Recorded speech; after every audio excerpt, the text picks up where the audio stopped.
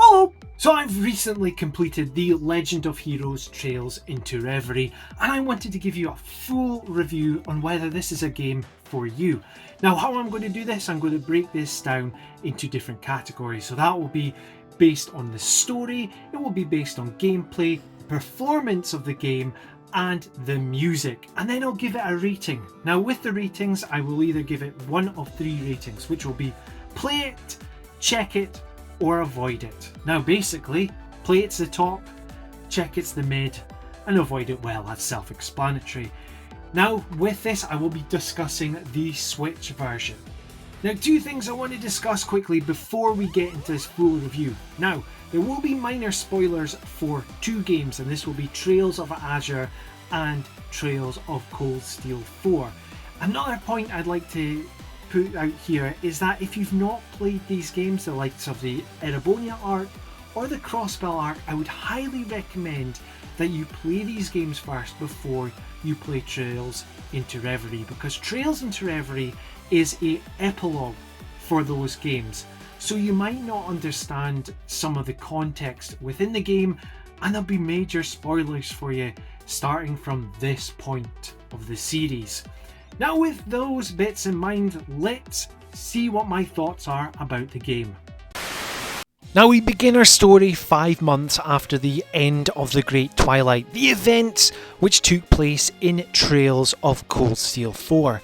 Now during the fast-paced opening, we take control of Lloyd Bannings and the SSS. Now these are the leads of the Crossbell arc games, Trails from Zero and Trails into Azure, who are liberating Crossbell from a splinter group known as the EDF, who are still corrupted by the Great Twilight and want to reignite the war.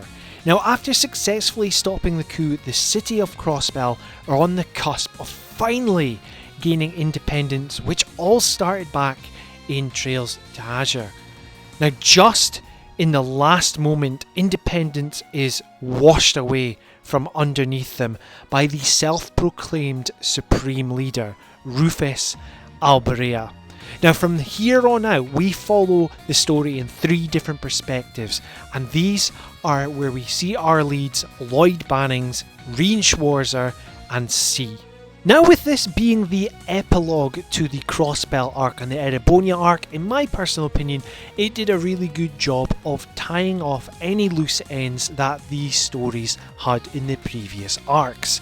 Now in this, as I mentioned just a moment ago, you do play as 3 different characters and you see the story in their different perspectives. Now my personal favourite was playing as Lloyd Banning. Now for me, who's recently completed the Crossbell arc in full, I've really become appreciative of the SSS and Lloyd Bannings, and I see them as really they should be the flagship of the Legend of Heroes Trails of JRPGs.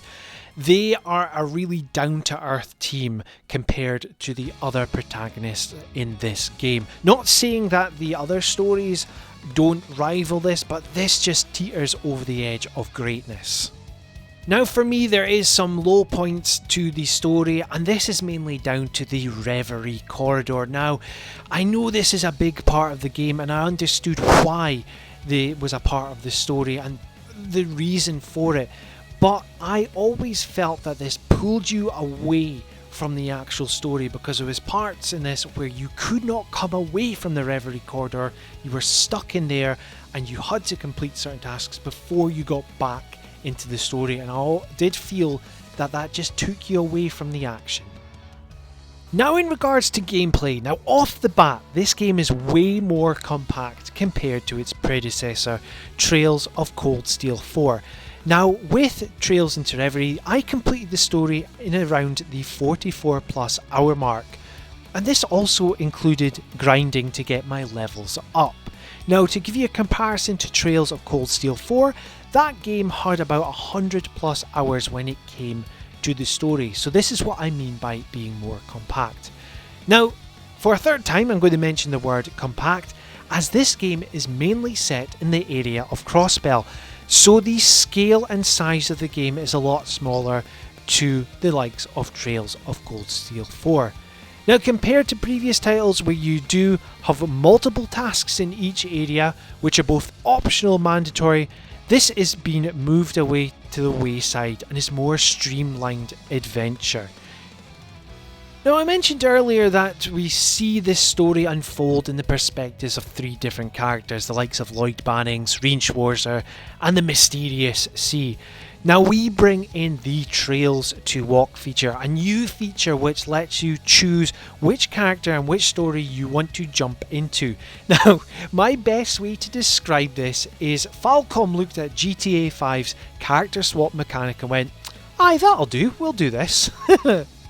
Now, a new feature which is used in this game is called the Reverie corridor. Now, I won't discuss what the Reverie corridor is in regards to story purposes, but for practicality, it's a hub area which you use to grind levels and to also unlock little goodies. Now, this area hosts the likes of mini games, and there's known as daydreams. Now, daydreams fill in gaps with character stories. Now, to be honest with you, I'm not a fan of this feature. Now, I like the story to be presented in full whilst you're playing in the game, and having to seek out these daydreams, I feel it pulls you away from the full arcing story. The Reverie corridor, as I mentioned previous, I do think this is a slight weakness to the game, but it does have its purpose.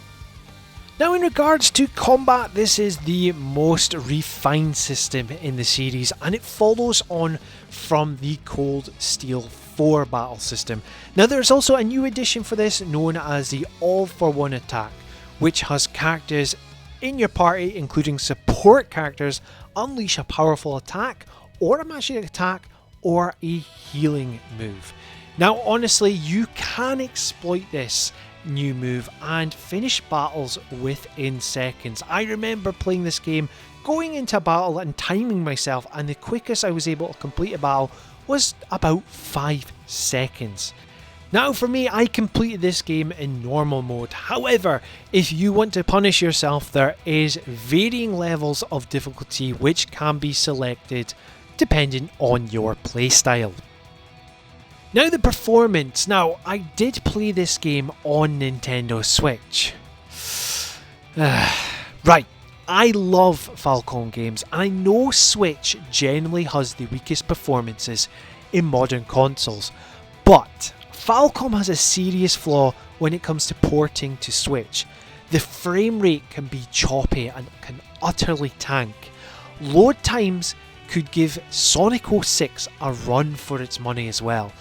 Now, I nearly got put off playing this game in full because literally within 1 hour of playing the prologue, the game crashed, and it was just Lloyd Bannings walking through a corridor. I went through a doorway, turned back around too quickly, and the game crashed. Now, saying all this isn't the case for the likes of Zero and Azure, but when it comes to the 3D games likes of Ys 9, Trails of Cold Steel 3 and 4, this seems to be the same familiar things I'm coming across. Now, Nintendo Switch is the way I prefer to game. Now, unfortunately, these sort of sacrifices I have to make because it is my preferred way of playing on the Nintendo Switch.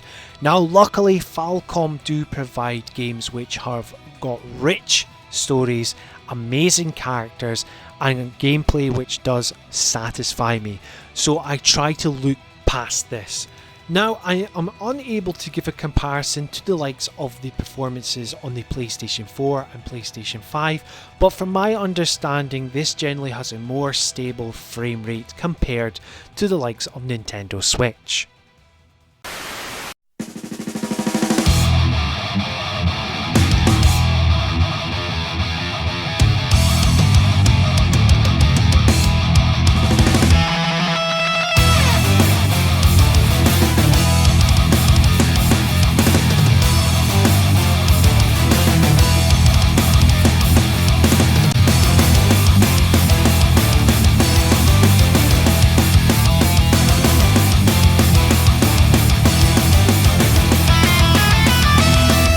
Now, to sum up the soundtrack in one word, it's banging.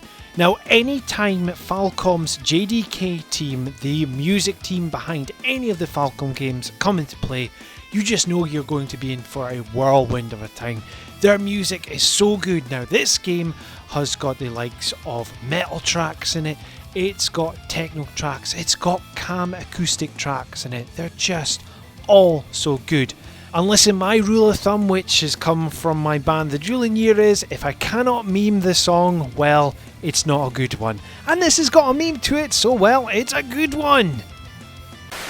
Now, when it's all said and done, I'm a huge Trails of fan and I love this series with all my heart.